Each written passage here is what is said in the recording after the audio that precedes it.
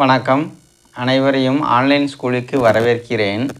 இன்று பார்க்கக்கூடிய பாடலோட விளக்கம் அற்புதமான பாடலோட விளக்கம். ஏலாதி இந்த நூலின் ஆசிரியர் கணித மேதாவியார்.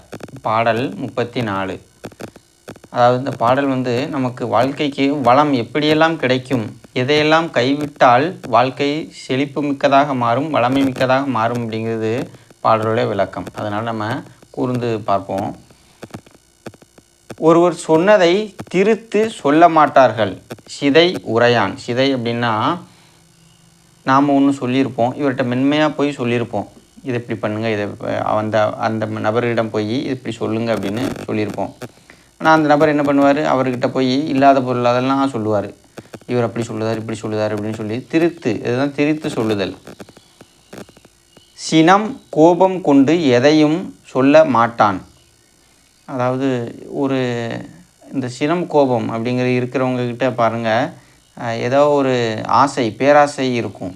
அது நிறைவேறலை அப்படின்னா அது சினமாக மாறிடும். அதைத்தாங்க சொல்லப்பட்டிருக்குது. பிறர் மீது சீறி பேச மாட்டான். எதை சொன்னாலுமே ஒரு கோபத்தோடையும் ஒரு தன்னுடைய ஆணவத்தோட இதை தான் அவங்க பறைசாற்றுவதாக இருக்கும். அவங்களோட பேசக்கூடிய பேச்சாட்டிலே எதிர்த்து பேச முடியாத மாதிரியே பேசுவாங்க. இது தாங்க சொல்லப்பட்டிருக்கு. உண்மை பேசுவான். இயல்பு உரைத்தல். இயல்பு உரைத்தல்னால் உள்ளதை உள்ளபடி சொல்கிறது. ஈன சொற்களை சொல்ல மாட்டான். தகாத வார்த்தைகள், தீய சொற்கள் இதெல்லாம் சொல்ல மாட்டார்கள். தர்மம் கேட்டு வந்தவர்களுக்கு வேண்டியதை கொடுத்து உதவுவான். இந்த பண்பெல்லாம் யார்கிட்ட இருக்குதோ அவர்கள் வானுலகில் உள்ள தேவர்கள் விருப்பத்தோடு வந்து அவர்கள் விரும்பியதை கொடுப்பார்கள் என்று சொல்லப்பட்டிருக்கிறது. அப்போ சினத்தை கைவிடணும், திரிந்து சொல்லக்கூடாது, பிறர் மீது கோபம் கொண்டு ஒரு சொல்லை சொல்லக்கூடாது, வேண்டியவர்களுக்கு வேண்டியதை கொடுக்க வேண்டும். இவ்வாறு செய்தோமேயானால் நம் வாழ்க்கை வளமாக மாறும் என்று கணித மேதாவியார் குறிப்பிடுகிறார். ஏன் அப்படி சொல்லுதாருன்னா, ஒரு நபர்கிட்ட ஒரு ஆசை இருக்கும், அந்த ஆசை நிறைவேறலை அப்படின்னோடனே இந்த மாதிரியான செயல்களை அவர்கள் கையில் எடுப்பார்கள்.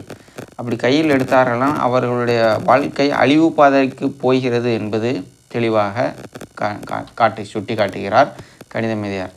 எனவே இந்த ஏலாதி பாடலை விளக்கத்தை பார்த்தோம். இதன்படி நடந்து மேலே சொல்லப்பட்ட திரிந்து பேசாமை, சினம் கொண்டு பேசாமல் இருத்தல், உண்மை பேசுதல், வேண்டியவர்களுக்கு வேண்டியதை கொடுத்து உதவுதல், இவற்றை செய்து நாம் வளமோடு வாழ்வோம். மிக்க நன்றி.